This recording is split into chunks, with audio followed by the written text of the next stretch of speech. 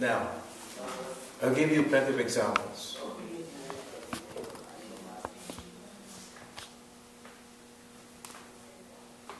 The prodigal son, the younger one, the one who squandered half of the properties, the possessions of the father. Remember, he took his share in the treasure, in the wealth, and then went to a far place, squandered the money, and then when he ran out, what did he do? He decided, because there was no food to eat, there was nothing to put on his clothes, he decided to come back, but he was truly repentant. What did he say to the father? You don't have to treat me as your son. You can treat me as one of your servants. You can treat me as one of your hired hands. As long as I have something to eat. As long as I have something to put on my back. He was truly repentant, right? Because he was hungry. Yeah, but the story goes that he was truly repentant, right? It's not what BLD does to you. And see what happens. What did the other brother, how did he react? Jealous. Angry. He was angry. He was indifferent. Do you know that the sin of indifference is so hard to get down to? We call that white-collar crimes. Yeah. The blue-collar crimes, of course, robbing the bank, raping women, snatching bags, murdering people. Those are blue-collar crimes. But there's such thing as white-collar crimes. Look at Mr. Bernard Madoff. It took a long time. Right? It took a long time. Because the sin of indifference, when you're indifferent, it's so difficult to get down to. Because even the one who is guilty seems unable to dig it out of himself or herself. You know what I mean? These are the people who could care less. I'm sitting on wealth. I could care less about those poor people. I didn't cause them harm. I was working straight. I worked hard to make this money. Why should I worry about the peddler, the panhandler on the side? I didn't cause him trouble. I didn't cause him problem. I didn't get his money. I just made his own money, and I am enjoying the fruits of my labor. With the elder brother, his problem was he couldn't forgive.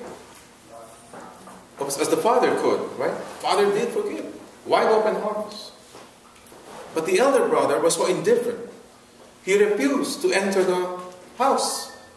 He did. He refused to enter. You know what it means to refuse to enter? God is inviting you and you refuse to enter. Indifference. That's the goal. So you'll see here,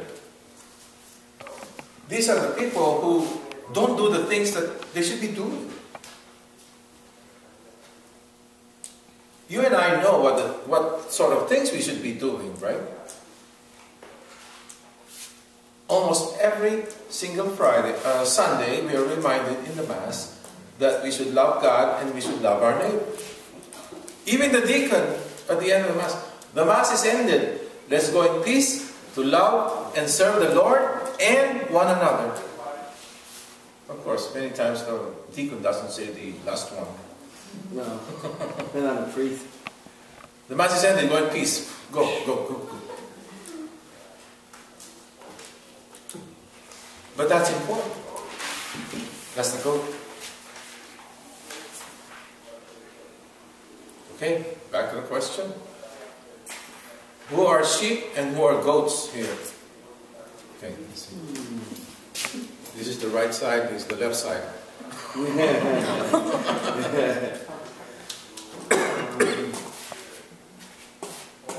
There's a crucifix. Right side, left side. On the right side. I'm in the right side.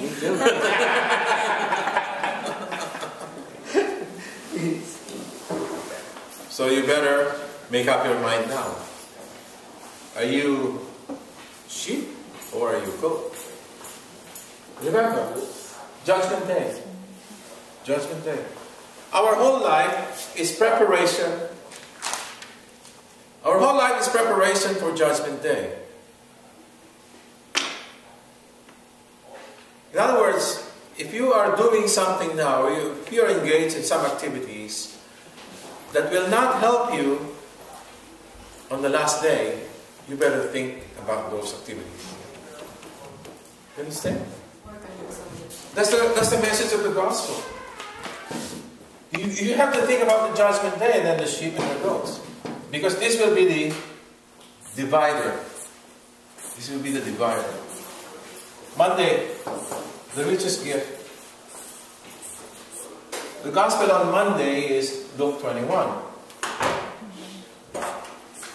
Some wealthy people would give out of their excess. And yet this poor widow gave everything she had. Let us remember that God sees our hearts. That God sees our minds. That God knows our motives.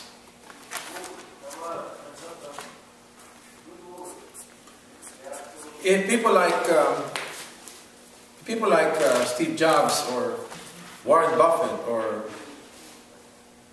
those billionaires would give $1 million, what is it to them? It's nothing to them. They wouldn't even feel it, right? It's nothing. $1 million. The founder of Facebook donated $100 million to the city of Newark for the city schools. Did he feel it? No, it's nothing. It's just like giving, for you and for me, but I don't know, at least for me, it's like giving 50 cents. You understand? This is the idea here. The poor widow gave everything she had. The wealthy people just gave out of their excess. But this is the most important here, number 3. You know, our life is God's gift to us. You know that? Yes? Our life is God's gift to us. What we do with our lives is our gift to God.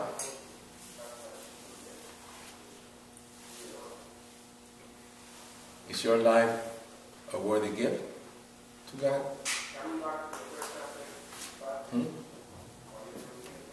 Did you get that? Life from God. What we do with our life is our gift to God. Did you know that God did not have to create you? He didn't have to create you, and yet He did. Why did God create you and me?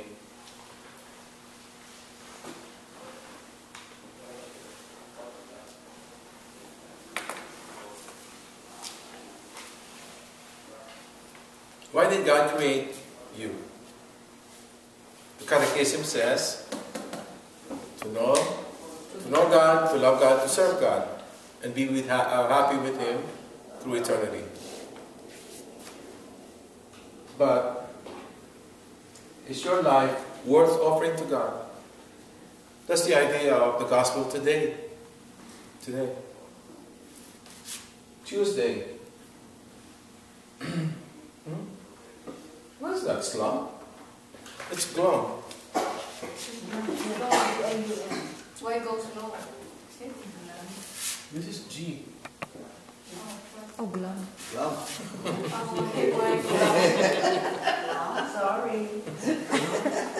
Tomorrow is the feast of Saint Cecilia. You know Saint Cecilia? Virgin and Martyr. She's the patron saint of the... She was very beautiful. She was very beautiful. Yeah. Can I say something about Monday? Let me just give, because it's just for me. It's just a reminder because it's Christmas time and shopping time, and more about consumerism. We show that we are very generous and we tend to spend too much from gift giving. Okay. But I think if you choose the gifts, or if you buy some gifts that intended to help, for the benefit of